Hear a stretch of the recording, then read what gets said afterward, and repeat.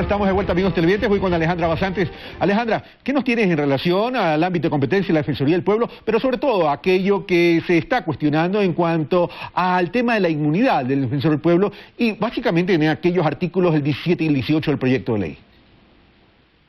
La Defensoría del Pueblo es la institución pública de derechos humanos que promueve y protege los derechos de las personas, comunidades, pueblos, nacionalidades y colectivos que habitan en el país y de ecuatorianos y ecuatorianas que se encuentran en el exterior, así como los derechos de la naturaleza para propiciar la vida digna y el buen vivir.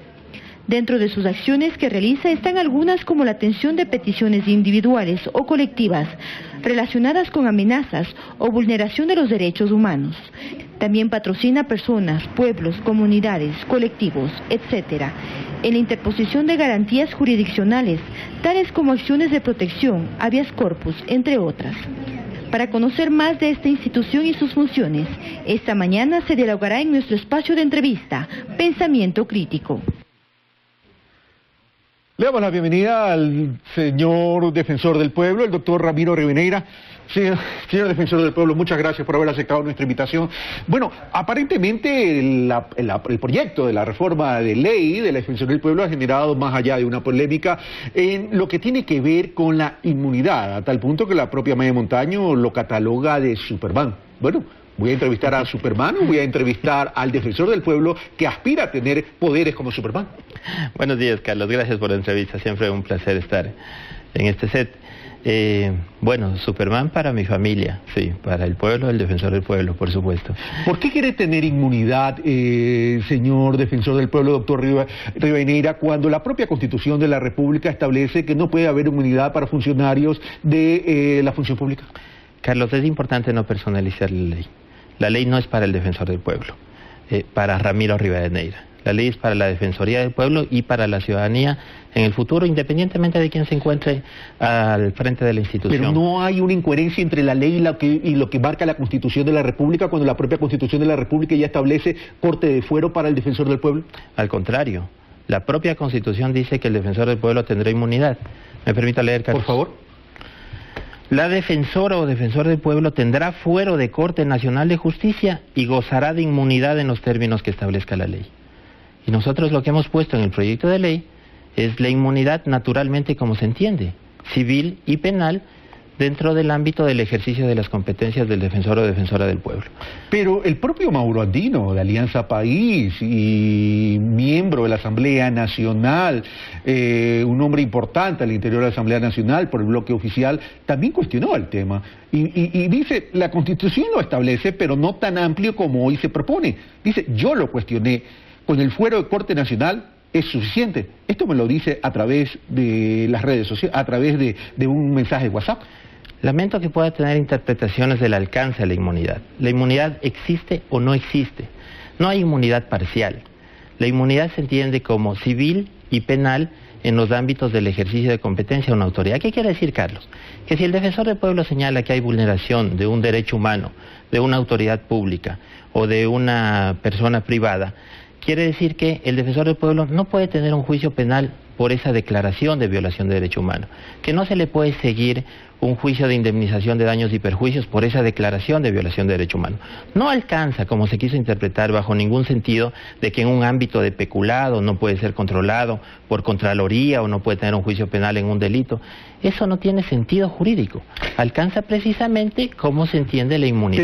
Pero una inmunidad así dicha de esa manera no podría estar sujeta a interpretaciones que digan o que lleven a aplicaciones subjetivas de la norma. Maya Montaño, del movimiento, creo que es la que también ha cuestionado, dice,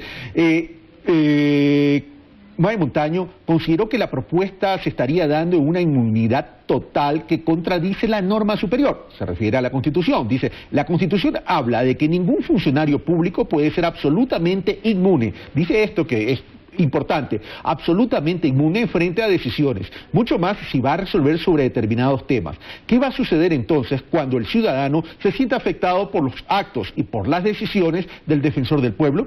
¿Estará indefenso? Va a suceder que, como todo acto administrativo de una institución pública, va a tener pues la posibilidad de poner un contencioso administrativo o ir con una acción constitucional. Eso no no protege la inmunidad. La inmunidad es en los términos que yo estoy mencionando. Ahora, no conozco otro tipo de inmunidad, Carlos. Nosotros hemos puesto lo que está en la Constitución. Si dentro del debate se piensa que puede haber otro tipo de inmunidad, que se lo plantee. No tenemos ningún inconveniente, pues, para valorarlo. Lo incongruente hubiese sido que, sosteniendo la Constitución, que el defensor o defensora del pueblo tiene inmunidad, no se lo ponga en el proyecto de ley. Si ya la Constitución de la República establece como norma constitucional el tema, ¿por qué ponerlo en la ley? ¿O por qué ir con la ley más allá? Porque la Constitución dice, gozará de inmunidad en los términos que establezca la ley. Es decir, es absolutamente necesario ponerlo en la ley. Y en la ley, estamos hablando de una propuesta o de un proyecto de ley, ¿en la ley actual se considera? No, porque la ley actual es del año 97. Es decir, es de antes de la anterior Constitución, anterior a la Constitución del 98. Exactamente, sí. Así que tenemos una ley ciertamente con contenido caduco, por eso también es necesario cambiar la Constitución para hacer cambiar la ley para hacer una ley moderna. Pero aquí tenemos evidentemente un ruido que ha generado tanto en sectores de la oposición, tanto al interior de la propia Alianza del País, como se evidencia con la opinión y el criterio de Mauro Andino. ¿Se piensa reformar ese artículo en términos de reescribir el artículo? Y si es así, ¿cuál sería la dimensión de esa reescritura del artículo? Los asambleístas, luego del primer debate, tienen 3 días para realizar las observaciones al proyecto de ley. Deben haber realizado observaciones, nosotros no las conocemos porque no llegan a la Defensoría del Pueblo, llegan a la Comisión de Participación Ciudadana, y la Comisión de Participación Ciudadana analizará, sintetizará las observaciones y tomará las decisiones que crea convenientes. Otro artículo que ha sido cuestionado es el artículo 18. ¿Qué tiene que decir el señor defensor del pueblo? A ver, hay 2 artículos que pueden dar lugar a una mala lectura, es verdad, pero que tienen que ser 2 artículos del proyecto de ley. 2 artículos del proyecto de ley, pero que tienen que ser interpretadas en el contexto en el que están ubicados. Están ubicados dentro del procedimiento interno de la Defensoría del Pueblo. Se quisieron interpretar estos artículos como que sería competencia exclusiva del defensor del pueblo, por ejemplo, interponer acciones de inconstitucionalidad. Cuando es un absurdo, cualquier persona, dice la Constitución, puede interponer acciones de inconstitucionalidad. Lo que quiere decir el artículo es que dentro de la Defensoría, ningún servidor de la institución o un director nacional o un delegado de la Defensoría puede interponer una acción de inconstitucionalidad, por ejemplo, de la Ley Orgánica Penal, y que eso dentro de la institución solamente le corresponde al defensor del pueblo. Pero señor defensor del pueblo, si un artículo genera tanta interpretación, un artículo de un proyecto de ley que es algo tan sencillo, un artículo genera tanta interpretación, ¿no será que está mal escrito?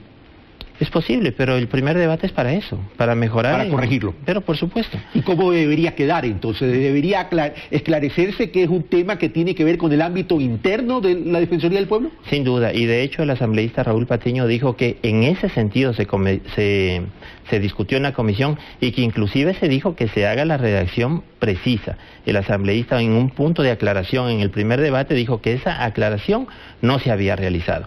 Así que yo espero que se realice pues la redacción correcta y sigamos adelante. Pero hay que tener en cuenta, el 90% de la discusión en primer debate fueron alrededor del artículo 17 y 18. El proyecto de ley contiene 72 artículos. El artículo 6 del proyecto de ley, que contiene las competencias de la Defensoría del Pueblo, ninguno fue cuestionado. Así que ciertamente yo creo que corrigiendo la redacción me quedo muy tranquilo en el sentido de saber que el proyecto de ley tiene futuro. Señor defensor del pueblo, doctor Ramiro Rivadeneira, muchas gracias por haber estado con nosotros.